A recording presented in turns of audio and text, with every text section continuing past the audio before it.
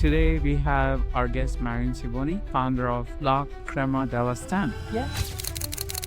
How did this help in building foundation from what you're doing now? Yeah, so I have 10 years of experience in sales and partnerships. I worked for companies of different sizes. I worked for Cisco.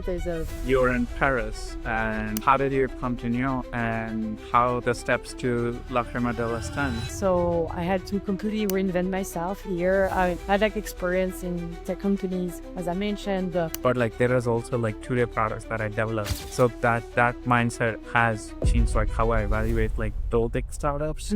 As I mentioned, building all the foundations. My goal for the next 5 years to become the number one. What do you think like founders do? Like do mistakes in fundraising, common mistakes? Founders should focus on building, but you also have to fundraise at some point to survive. So finding the right balance between both is very important. How do you think like founders could use community to fundraise, like strategically to attract investment? Yeah, so Hello everyone. Welcome to today's podcast on Founders Decoded, episode 5. Today we have our guest Marin Siboni, who is the founder of La Creme Dela Stem. yes. And I want to know more about that. Can you talk? Yeah, absolutely. So La Creme Dela Stem is a private network for early stage female founders that are building in tech and science.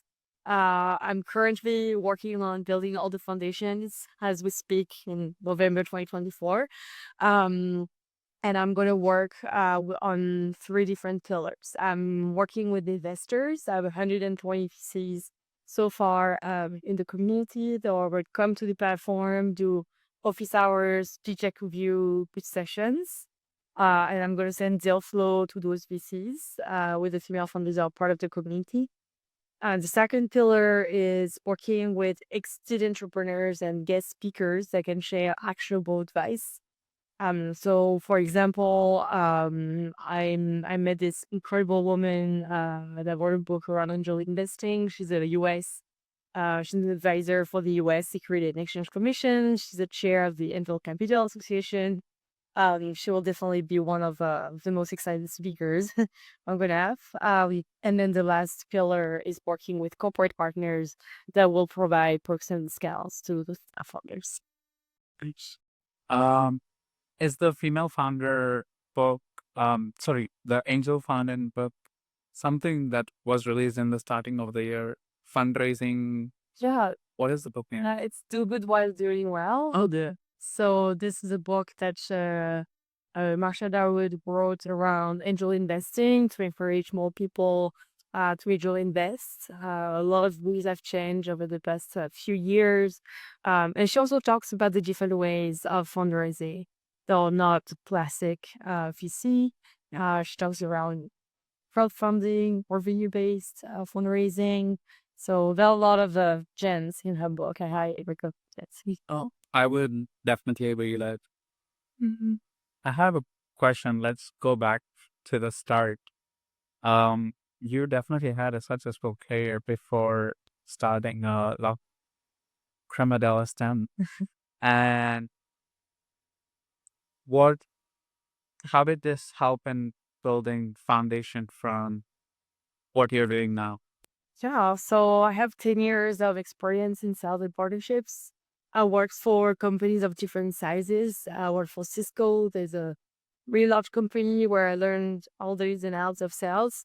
I worked for AI startup as well, where I was leading partnerships at a global level, working with Microsoft. I worked for MongoDB. I worked for Techstars most recently. And what really helped me to build all the foundation for what I'm doing right now is definitely the sales and partnership experience. So because I've been through so many different companies, I've been at different stages, I've been able to really have a good understanding of what the sales process can look like and just get the best of all of those sales process. I was a lot in the roles where I had to build customer relationship from scratch. So I'm a builder at heart, so that really helped me to be creative. I have autonomy as well. Um, Try out a lot of different techniques, and that's really helpful for what I'm doing today. Like this whole business development experience, I've been really very, very useful for my journey. No, I agree. Like sales are very crucial part of business, and uh, you'll go more into like deeper into sales, like how founders could do, as well as like how you did like from scratch, because like even founders struggle with sales strategies as well as go to market strategies a lot. And taking one more step back, you're in Paris, and how did you come to New York, and how the steps to La Prima Della Stem happened? Yeah, so I moved to New York City from Paris because my husband got a business opportunity to move here. So I had to completely reinvent myself here. I had like experience in tech companies, as I mentioned. I knew that the local ecosystem would be radically different. So I decided to open a New York City chapter for a global nonprofit supporting women in tech. And 1 month after I landed, I threw my first events. And at the time, I had no idea how big the whole community game was in New York City because we did not a thing in France. Yeah. I just completely different mindsets. And I started with just 20 women in a bar, and then the second event had 75 women joining. And then I decided to add more value to the events I was doing. So I decided to organize panels to demystify hot tech topics. So I would pick a topic, for example, AI, and I would find partners that would be willing to provide the space, and then I would pick speakers that would articulate different visions of a specific topic, also having like different angles. So I've been doing that for almost 2 years. I grew the community from 0 to 4,000 women in just a year. So I found out I wasn't community builder, not knowing what a community builder was. Yeah. I also work at Techstars for a year. I was director of sales and partnership there. So that really helped me to understand all the challenges that come for early stage founders. And I identify a gap of when you start building companies, a very lonely journey. There is a lot that goes into it before you first funding. And even if you fund, you manage to do like pre-seed round, it's still very, very difficult to go to those next steps. Um, and so what I'm decided to start building in June 2024 is really the combination of all my experience as a community builder, as a um, strong advocate for gender equality, and also supporting early stage entrepreneurs. I agree with you. Like, Tom, New York City has, after coming to New York City, like I've seen more of community. When I was in San Francisco, I think community building started more after COVID, and especially like people were throwing events together, like just on based on interests. And then like I started seeing like once I moved to San Francisco, I started to see a lot of fireside chats, went to TechCrunch. That's also one more startup company that does like Battlefield and all the competitions. But I came to know a lot of startup communities there. Hustle Fund has one of each little community. Um, and sales do play like I went into like Techstars like 2-day boot camp. At the time, like I met like so many mentors, and they were what they let you do is like any idea you guys come up with, work on it, and they'll do in 2 days to make it as a startup. And which was like, oh, can you do a startup in 2 days? At that point of time, even now I'm building other products, but like there is also like 2-day products that I develop. So that mindset has changed like how I evaluate like building startups. Mhm. Now like focusing on sales, like it is really hard because all it goes through relations. And um, as you grow more into B2B sales, like it's more relationship based, like let's say a corporate events based startup. And it's more the revenue comes from the relationship. And that's something that I've noticed. And the other generic B2C kind of, that is also very unique in sales that also we'll tap into later. I haven't seen. Um, and what are your aspirations for um, La Creme Dela Stem for the next 5 years? Yeah, that's a great question. So in the immediate future, as I mentioned, building all the foundations, and I'm going to select 50 founding members to start a pyramid in January. My goal for the next 5 years to become the number one global network for female founders. So being able to support female founders from all over the world, not just the US, um, and support it throughout the entire journey. So whether it's building a company, raising funds, Series A, Series D, up to exits. That's really my ambition for the next 5 years. I hope you'll get there. And my mom is also a founder.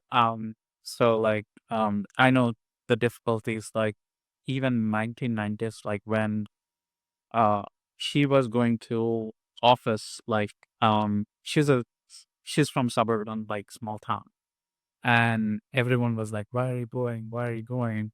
So that was like community that was like trying to suppress. But like now the gender equality is getting better compared to uh the safety has been getting a lot better, and it needs to be a lot more like easy, I would say, but unfortunately it's hard, and I do support for you on it.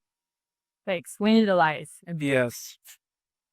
The support system I'm building with like the VCs, the speakers and corporate partners is made of men and women because I really believe that we all need to work on that, and it's only by working all together and collaborating that we can make a change. Yeah, no, I agree. Like it's more on collaboration, and um that's how like we make change on every place. And I see a lot of like female led startups, um, even in India, just like on food or technology based. They are rising. Like uh, there is one more startup I acquired last week. It's called Emir. Yeah. And she's a co-founder for Immigration AI. So they help like people um who build uh who come to US but like struggle like what to do next legal cannabis. So what to do next. And I agree with you. Uh Next question, like are you familiar with Emily Paris? And I'm curious, like how is French work style and how is US work style according to you? And Yeah. Yeah, so what's your first season of Heavily in Paris? So I haven't seen the next ones because that's always that was too cliche for me. That's the thing. Like, so the big difference is I see in the workplace between France and the US. There are a lot. It's like the having the notion of time is very different in France and in the US. In France, we can be late to a meeting. Until 15 minutes doesn't really matter. I mean, it isn't, it matters a little bit, but it doesn't count as being that late. When in the US, when I was working for the startup back in Paris, I was working with Microsoft at a global level. And when I was working with the US team of Microsoft, I had to apologize when I was 2 minutes late, which in France is not a thing. You don't apologize if you show up at 10:02 instead of 10. It's just the notion of time is completely different. So that's something that I'm personally more American on that side. I like to be on time. um And then the length of work is also very different. I think in France, when I used to work in Paris, I would work between 9 and 7:30 p.m. every single day. There was like normal days for me. I was not overworking. So some days I could leave work a little bit earlier, around like 7, if I had like a dinner or if I was going to like a podcast or something. But that was really, really rare. Um, and every time I say that to people here, they're surprised because they have this idea that French don't work and French are just spending always being on holidays and taking extra hour for lunch breaks and so on. We do take time for lunch break, and I still take time even in the US for lunch break, 1 hour, because I also need to turn my brain off for an hour so I can be then more productive in the afternoon. But 2 or 3 hour lunch break in France, maybe when it's like Christmas time and this is Christmas lunches or business lunches are also pretty big in France. So I would have like business lunch that would be 2 hours. So you do two in one. You connect with your customer, you go through a lot of different things, but still like a business lunch. Even if you take 2 hours, you're still kind of okay. I think here business lunches are longer, like 90 minutes or something. Okay. Um, I agree with the um, time sense here. So when I first came to US, like I was meeting, like I'm generally punctual. Like if you say at 10 o'clock, I'll be 5 minutes earlier Okay. to check in, like wait for the people to come in and all. Um, but one of my friend, he was like, let's grab pizza. And uh, he followed Indian time. So, which is like, he came like 30 minutes, 45 minutes late, someone else. I was like, that's not acceptable. Yes.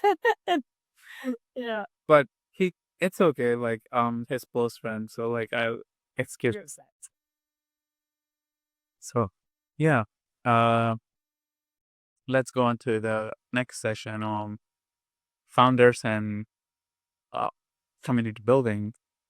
How did you experience the roles that you influence, like um, understanding for founders that are in need? Like, how do you find your founders that are in need most?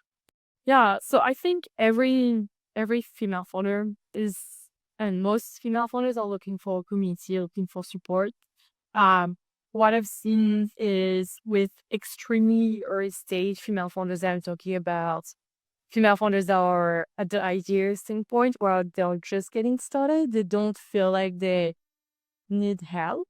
But then when I reconnect with them like a few months later, they're like, okay, actually, I understand why you're building it. And I understand that I want to now connect with female founders that are going through the same journey because being a founder can be very lonely. And the founders I meet, some of the founders, some don't. And yeah, I feel like the maturity around needing a support system also evolves around that. Um, and I think that's something I really praise for. Like you can't go build something on your own. I mean, even if you have the vision, if you are the one with the idea, you will need a support system because it's just you gain so much time by tapping into your network and just asking for people that can help you. So in my own example, when I started to build like Creme Dela Stem, I didn't know what legal structure to find because I was not familiar with the different legal structures. I don't have a legal background in the US. I've been here just for 2 years, so I was not familiar with the different structure. So instead of like trying to find out on my own or problem calls with like multiple lawyers, I just tapped it in my network. And I met a lawyer that became a friend. And so we what during like networking event we talk about like friends for 45 minutes and that's how we connected. And then we stayed in touch, tried to do business together. Didn't necessarily work out with the previous company I was working for, but then we kept in touch. And so when I built my company, I texted him. I was like, "Hey, I would love to have you support and just understand what I need to do from a legal standpoint." And I grabbed coffee with him, just an hour, and then he offered to do pro bono consulting for me. And that's how I decided to build a public benefit corporation. There's a C corporation, which is better to raise funds when you are looking to be VC backed at some point. And yeah, and so that was like super helpful because I gained so much time. Yeah. I didn't need to like go to Google or LinkedIn and talk to a bunch of opportunities, not knowing who would be a good fit. Yeah. No, I do. Like asking help is main key thing. Uh, I'm an early stage founder as well. Like initially, like, oh, I don't need anything. I don't need anything. But there are people that who wants to help you for because they're good. Yeah. Uh, they want to just like connect people, help whatever they can, solve their. And I like genuine people. And if someone comes to me, like I do like that, like if someone asks me, hey, can you help me with this? Like, I'll definitely do if I can do it. If not, like I can point to someone, like ask them, like, hey, can you help me with this? Like introduce like them. And um, but I think like asking for help, like recognizing that you need help. Yeah. And the more you do it quickly, it would be done quickly. Like it's like easy. There's nothing wrong in asking help. That's what I felt like at this point. Yeah, definitely. And I think to your point of asking for help, you also have to be precise in the kind of help you need. And that's also something I really recommend. And I talk a lot in networking is be clear on what you ask for. Just be like, hey, can you help me with my business? It's too wide. Like people are not gonna know. But saying like I'm looking to talk to someone that is in that industry with that role. Yeah. Can you do an introduction for me? That's just more helpful. And for people that don't have an immediate answer, then they can just like think about it and then come back to you later. My role of like when going to customers or like that, that's like I figured out my own formula. Like I give my intro, then I ask, I think this might be useful, but I'm looking for feedback. So then I ask, what is the biggest issue you have? That's where I have the connection because like I made sure I tap into that. Um, in networking events, like your strategy differs, but I think like it's more understanding what you need, like being precise, like, yeah, hey, I need fundraising help. Can you do that? If not, also it's okay. Like, nothing wrong or anything good. Like, I'm looking for this in future. Like, if you need anything, let me know. And No, like hard. so that's what like that's my approach. I would say. Oh, going to your strengths and advantages. Oh, yes, sales. Sales and marketing. Uh, people network like various reasons, like want to find customers, to find a team, fundraise. Um, tell me a story like where you went with a motive and you got that. I think that we covered in the how you had the pro bono. Yeah, yeah, exactly. Yeah. Well, I'm happy to give another example. Yeah. I think I've it's hard to choose because I meet so many different people. Um, I think what is really useful for me when I book a networking event is I don't have any specific uh thing in mind, if that makes sense. Like I'm really exploring and I'm like open minded. So for example, I went to a Notion event that was hosted in Fabric to third space I'm part of. And I was like, I don't know Notion. I don't know how to use it. I just wanted to find someone that could help me figure that tool out. And they had like a stand-up meeting at the beginning where we had to pick a mission that we were working on during the day, and then we convened at the end of the day to make progress. And at the time, I was still working on launching my newsletter, so I said, okay, I wanna work on launching my newsletter. And during the roundtable that we did, there was this older woman that just moved recently from Spain to the US, and she has a newsletter that's very successful in Spain. And she came to me and she was like, "Hey, I'm willing to help you. Like, let me show you how I'm structuring my newsletter. And that was just so helpful. And it was like 30 minutes. We had a great connection. She's a close friend. And she really helped me to think about how I wanted to structure my newsletter, the content I wanted to put in, the main topics I was going to discuss on, having a structure. And that just saved me so much time. Like, because I've been struggling to write that newsletter for like weeks before that event. And then just, you know, brainstorming with myself, like looking on Google, so on. And then in just like a single conversation of 30 minutes, because she has the experience and she was willing to help me, it was just like I had that structure just done. So the power of the network is um, you're so crazy.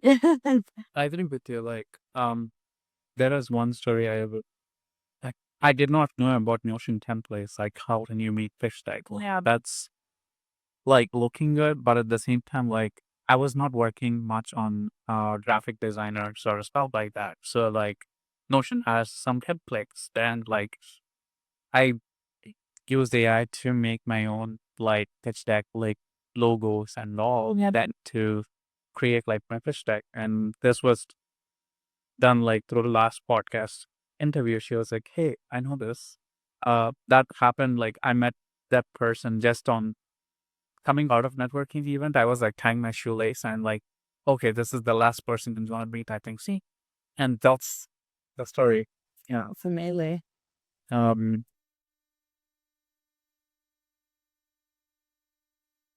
Next to, let's say you go to networking event, but how do you make a good first impression, and how do you make sure you're getting fruitful, like what you want to have, like Yeah. So I think that when you come to a networking event, you have to stay open because you never know who you're gonna meet and you never know where the conversation is gonna go.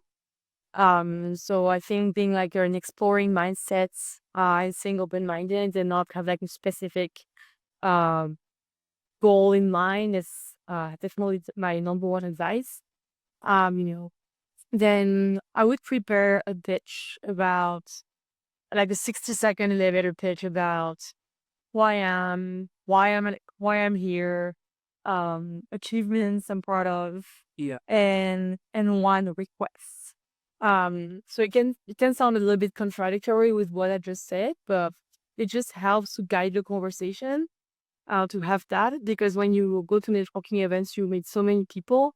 It's important to have that 60-second pitch about who you are and yeah, all your achievements and what you're proud of because gonna give that's gonna show you value immediately to people you're talking to, and then they're gonna be hooked and they're gonna be more willing to talk to you.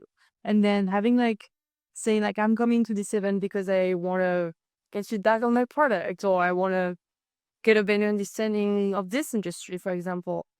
Having a specific request is very helpful, but then it's important to stay open-minded because you don't know where the conversation is going to go.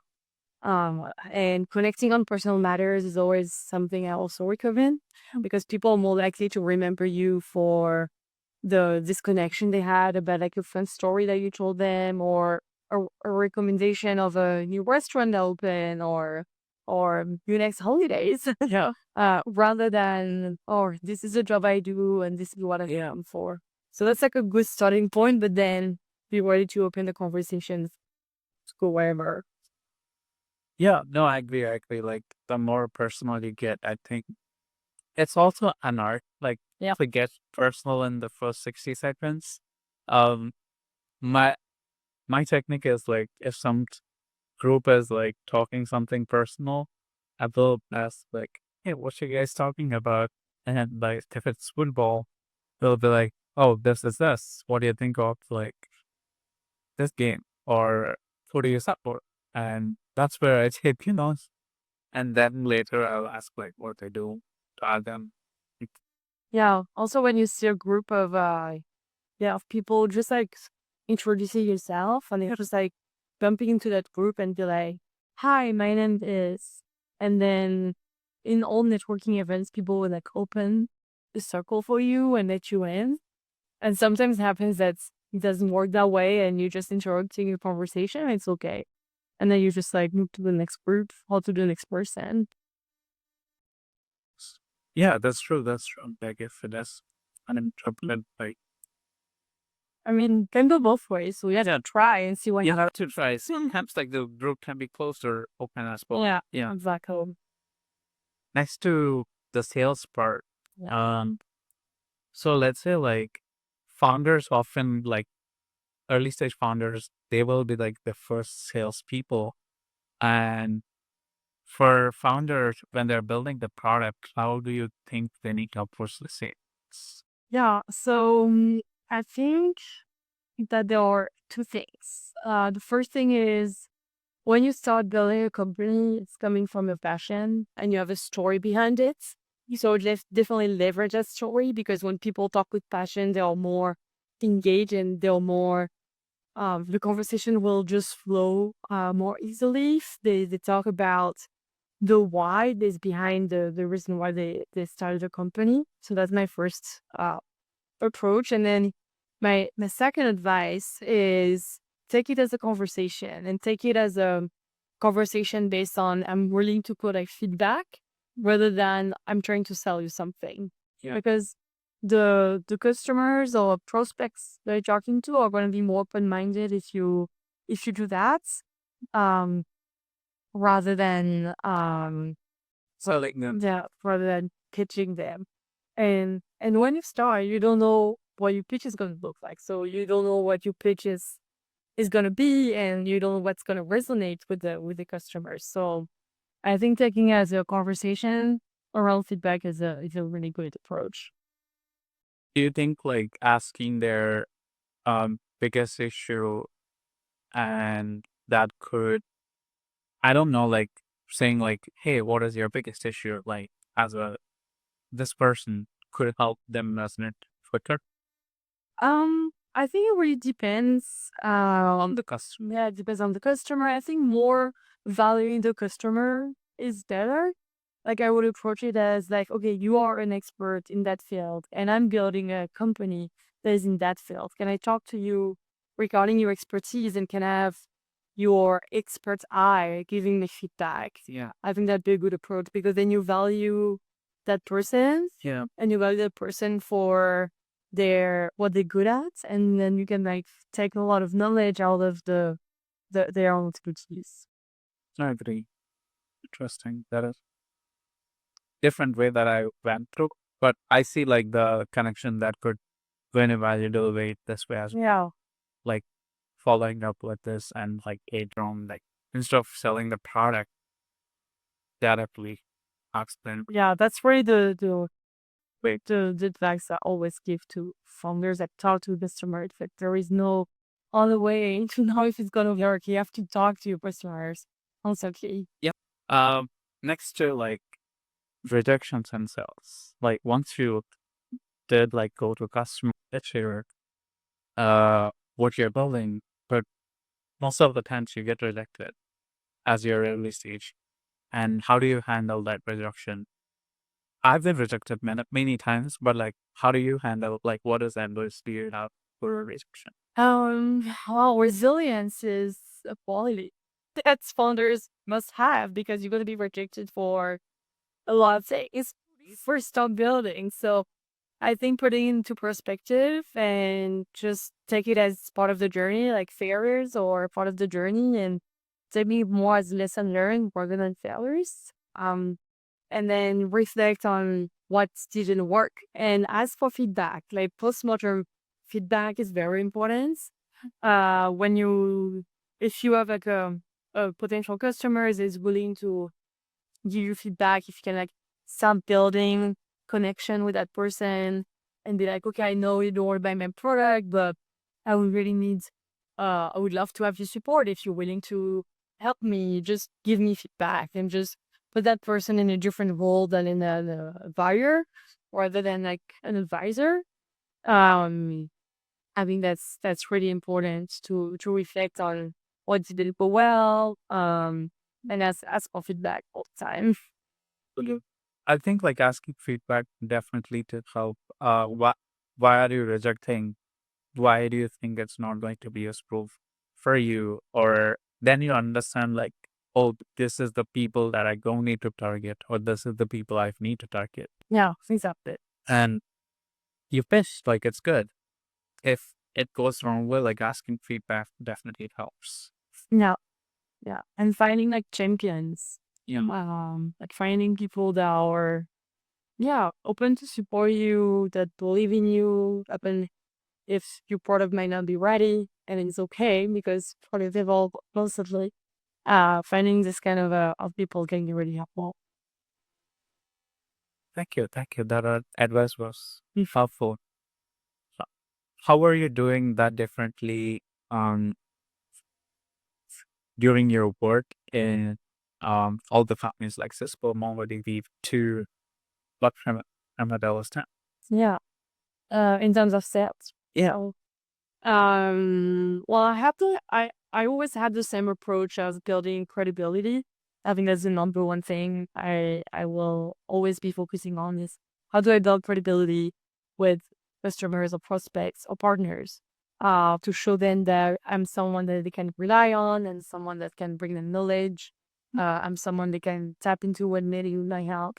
Um, so that's really what I've been focusing on, building credibility. Because when I started to work, I was 22, so talking to people that have 20 or 25 years of experience in the IT industry is not easy. Yeah. And I was really focusing on, okay, I might not have the answer, but I can bring an engineer. I'm not an engineer. I was a salesperson, but I have connections in the company, obviously, to tap into the best engineers, and I can bring you the best engineers. But I need your help building a case for me so I can go to my team internally and ask to have the best engineer. So I would like onboard those customers as part of a team. Yeah. And again, listening to their feedback, like really listening to them, understanding what their issue was, communicating with them very openly. I had an issue with a customer that was ordering data centers when I was working at Cisco, and the logistics were not working well. The supply chain got delayed by like a month, and it was a very urgent project for them. So that's put me in a bad situation because I sold them something that then I couldn't deliver. Yeah. But that was not due to me. It was just due to like a lot of external factors. And then it put him in the bad position with his manager because he chose Cisco over another provider. So what I did during that crisis was being extremely open with him. So every week I would give him, I would send him an email, and I would be like, okay, here's the status, here's the feedback I have internally, Yeah. here are the actions I'm taking. And then every time I would get a feedback, I would let him know. But I would keep him in the loop, even if I didn't have any information, just to be like, I'm on top of it. I know it's important.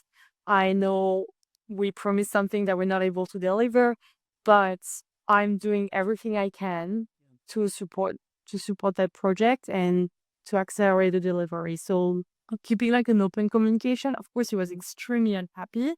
I was also extremely unhappy. And I also shared that with him. And I was like, look, I'm frustrated as well because I told you something and I checked internally and I was told something and I have a different feedback, and this is not good. This is not the kind of service I want to provide you. So keeping like the line of communication open was really, really useful, and to share, and be empathetic, with him, and be like, yeah, this sucks, and I'm really frustrated as well, and sharing that.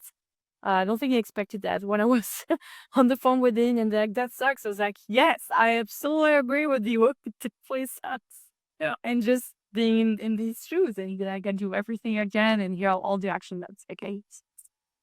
No, I agree. Like, you being very empathic to the person, like keeping up, saying like open conversation. That do help. Like, I do handle like ton of clients, like 20 clients every day, and the first thing in the morning is like if someone responds for a question or an answer, I'll be like, on top of it. And then I go to the next, and some people are impressed as well because Yeah. panels are feeling. And you have to be keeping an open communication. You have to organize it really well Yeah. so that like your mess is not too complex, Yeah. Yeah. and making like actions with engineer like, hey, I know this is going on in our life. Is there anything that would ease you to like that would sometimes help? Like you build a relationship with engineer as well as the customer. It's not one person if you see that. Yeah. Definitely. Next to you want to take up recording. Yeah. Can you? I'm just about the water.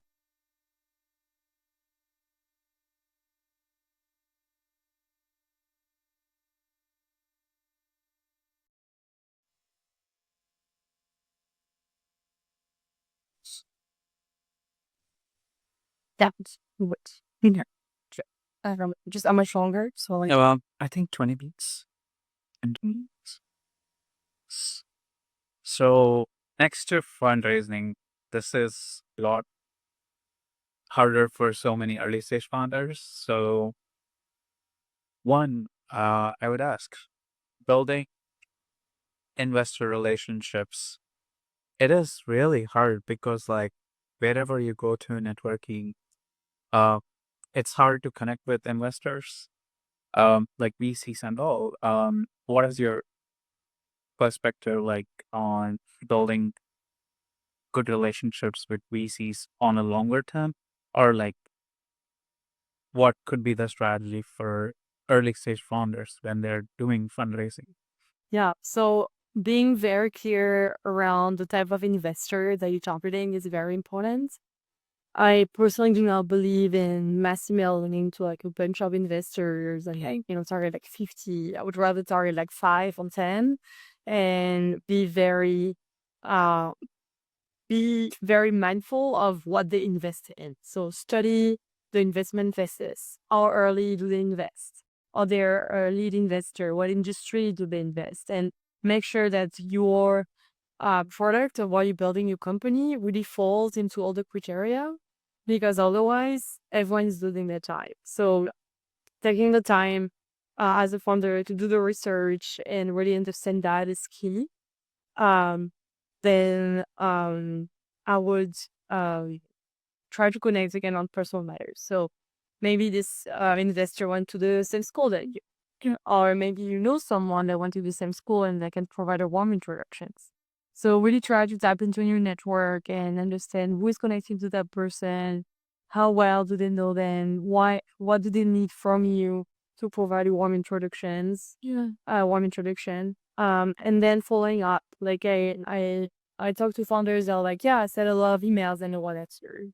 Unfortunately, we all get ton of emails uh, every day on many different channels, whether it's, email, but also like LinkedIn and Twitter and so on. So following up is very, very important, and following up many times, and not following up with like something that has an impact. Like, oh, I'm going to that event and I see it's a VC founder event. Are you also attending? And send them the link and not just assume that they know what you're talking about. Like constantly remind who you are and what you're building is not the best strategy. It's really about what value can you bring. Like, did something exciting happen to you? Like, did you got featured in a podcast? Yeah. Did you start a podcast? Did you do like a new version of your website? Like, there's a lot of things that you can share. Yeah. That are not just like, hey, I sent you that email. Did you see it? It's like you have to follow up with an added value to make sure that they're gonna connect with you. Like I've seen like recently some founders started their own newsletters so that like VCs recruit. So keep on observing. Yeah. But when they come on like closer level, like I've seen like one person in TikTok, they develop their base like she posts like saying like this is what I'm doing today, and this is like end of the day again. She posts in TikTok saying, hey, these are the things we achieved, these are the challenges we had, and like a 30-second video, like a daily blog. Um, that felt very interesting at the same time, and keeping on following up. But at the same time, let's say you have a targeted VC that you want to target, and you don't know anyone who could introduce to them. How do you do? Yeah, I would do research on that VC. So I would do research on, do I want to talk to a specific person, or do I want to talk to an employee that is part of that VC? That's two different things. Um, I would look on LinkedIn, obviously. Like LinkedIn is a great tool. I'm using LinkedIn a lot to approach people. And approaching people just doesn't mean connecting on LinkedIn. It can also be like liking the post or commenting in the post, but adding value, like not be like, oh yeah, this is so cool. And that's what I do, by the way, let's connect. It's like you have to be kind of creative in your approach and make sure that, again, you show the value and you give a reason why that investor would connect with you and not someone else. On Twitter is also like a good place for a lot of VCs on Twitter. Yeah. I feel it is a little harder on Twitter to connect with VCs compared to LinkedIn. Because like I get introductions quickly. But Twitter, you have to follow their content or like ask them some wacky question that is not relating to. So yeah, I agree. Like I've seen a lot of people like conducting like just like fundraising talks in Twitter and newsrooms. That is also wealthy. Yeah. And I think just trying a lot of different things and see what works. I agree with you. Everyone has to create their own formula. Yeah. There's no magic formula. Yeah, yeah. You just have to keep on swimming. Exactly. Keep on the work. I would say like I would be like saying to myself, you're just starting a low ship. Don't there is no going back because like the amount you cooked and resources you kept in, you don't wanna lose them. And the only way is to pivot or moving forward. Like it's not changing destination. You're basically like swimming to the nearest land that you could find to survive. Yeah. And next question, like, what do you think like founders do like do mistakes in fundraising, common mistakes? Yeah. Well, I touched on that, but yeah, I think that targeting the wrong VCs it's not ideal. Or even expending too much time fundraising. Like I mean, this is a tough question. It's because I really believe that founders should focus on building, but you also have to fundraise at some point to survive. So finding the right balance between both is very important. You have to keep building, so you have to show your work. And like at the end of the day, it's easier to be an investor if you already have customers. Yeah. And if you're already selling something, even if it's an MVP, Yeah. and proving that you have something that works, rather than needing the money to build something.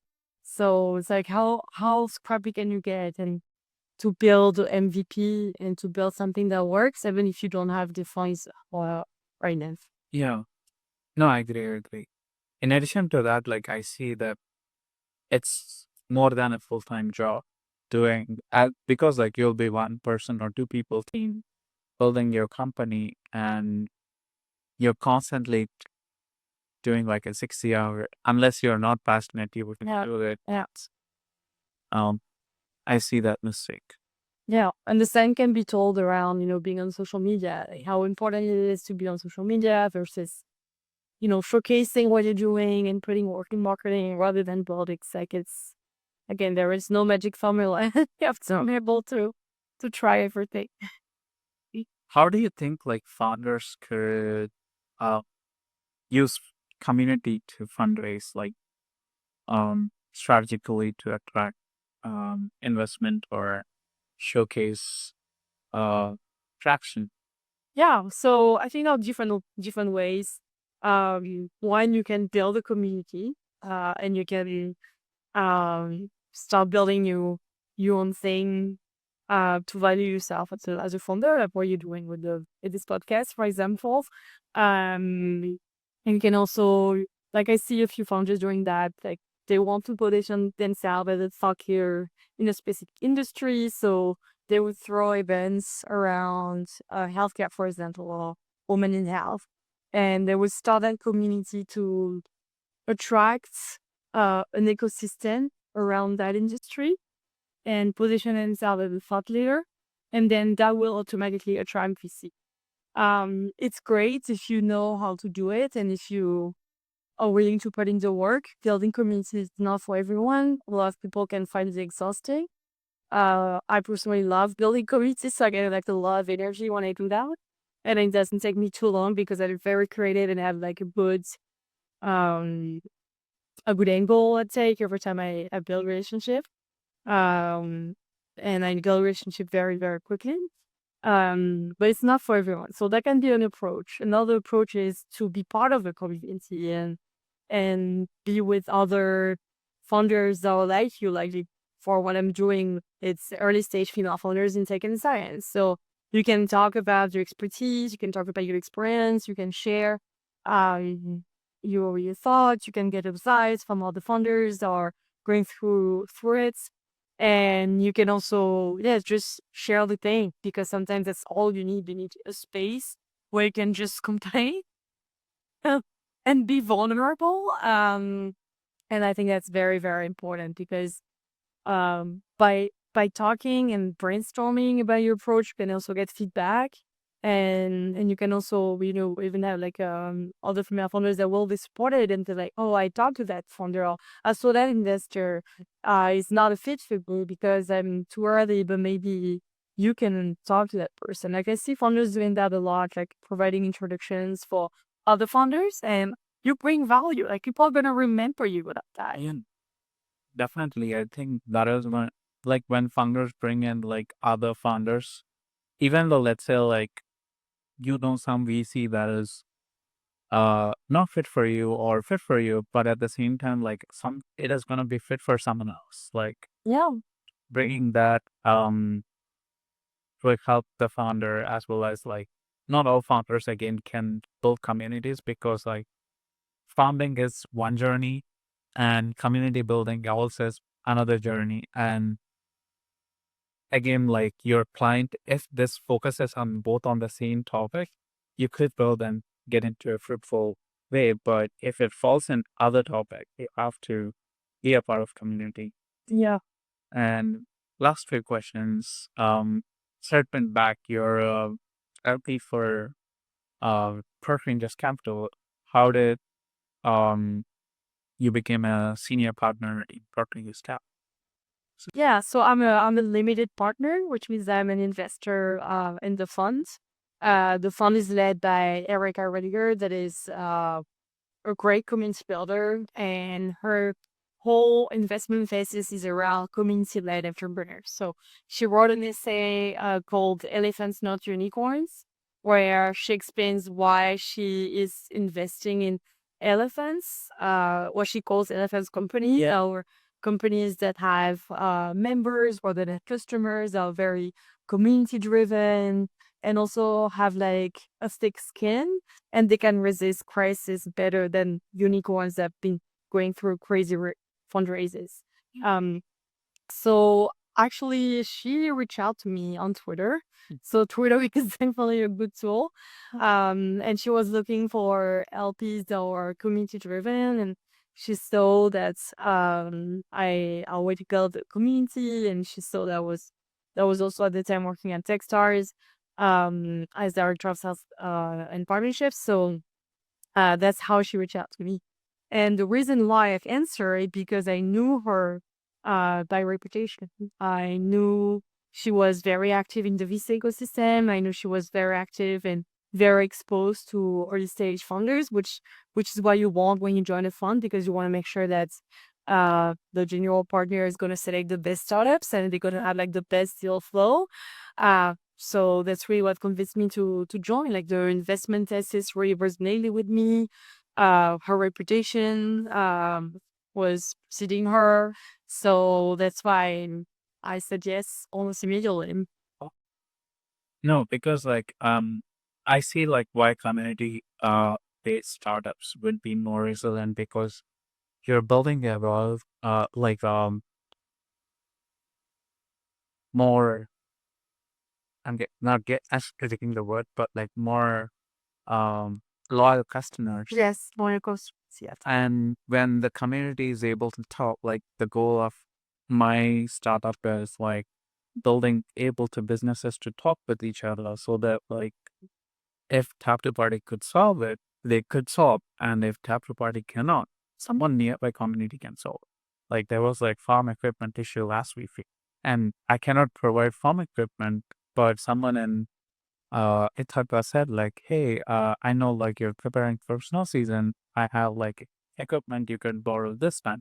But that was like I did not know that it was needed, but looking at like how they're helping each other, having like instead of having like direct contact relationships with customers all the time, um, we started building like town halls. Mm-hmm. So like town hall, like it's like Thursday meetings that we do, and in that meetings we talk with all the customers. That is also like a good community based, I would say, and how you feel like they will be more resilient because they will keep on helping each other. Mm-hmm.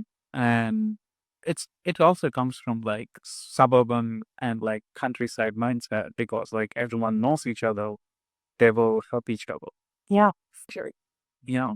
And um next final question, like after AI based startups, what do you think like the upcoming wave, like recently like all the startups that are AI this AI that, yes, what do you think like next upcoming wave or trend of startups that would be having? I think there is a lot of things happening in healthcare. I think healthcare is definitely a field where I see a lot of activity. Climate tech is also, I think we all see it like, it's November, and it's free New York City, and then, or even t-shirts. The image is crazy. So I think that climate tech is also something where we will see more and more interest. And then finally, EdTech. Um, there are so many informations available online. A lot of people, don't have the means to go to to school or to university. There's like a lot of online classes.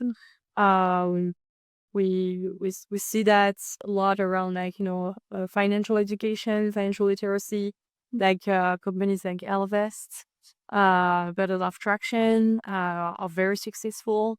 Um, so I think tech is definitely something that I'm pretty bullish on for the future. Interesting. I do feel like edtech and healthcare are I'm seeing more common, and I'm seeing other AI related or more immigration related because of uh lot of things. And in addition to that, what I'm seeing, robotics related. Robotics, yeah. There are very few people that are doing, but at the same time, like because it requires huge investments, Yeah. so it's hard to put together a team that could do because like the teams are dispersed. And now like the big companies are moving ahead. Now you have to you're you were in a perfect spot if you could target a domain. Like last week I've seen um that helps already people to evolve. Mm-hmm. And but it's a very huge robot. So I think like it has to get more Yeah. advanced Yeah. to help that. But it's a very good idea. And I would see that as a potentially like because we have knee problems, injury, like me, once you hit certain age, it's hard to walk at normal pace, and this is gonna help you. And both mixture of robotics to personal use, I'd say that would be before. And what is your final message for listeners and all? Well, first of all, thank you so much for having me. That was a really great conversation. We talked a lot. We talked on a lot of different things. Um, well, to circle back on what I'm doing with La Creme Dela Stem, I'm currently selecting 50 founding members, that are early stage female founders building in tech and science that understand the power of the network. We talked a lot about that.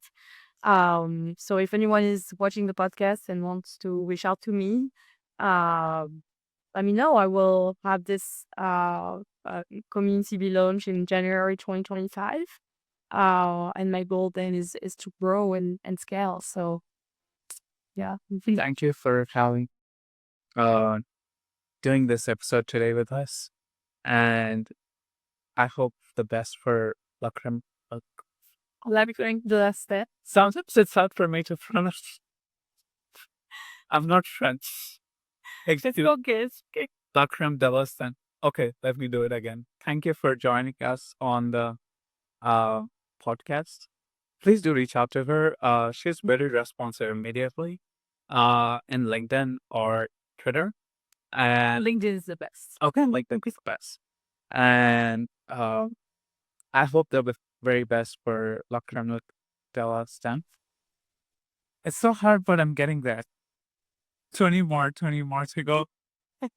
Thank you so much. Thank you very much. Have a nice day, guys. Signing off.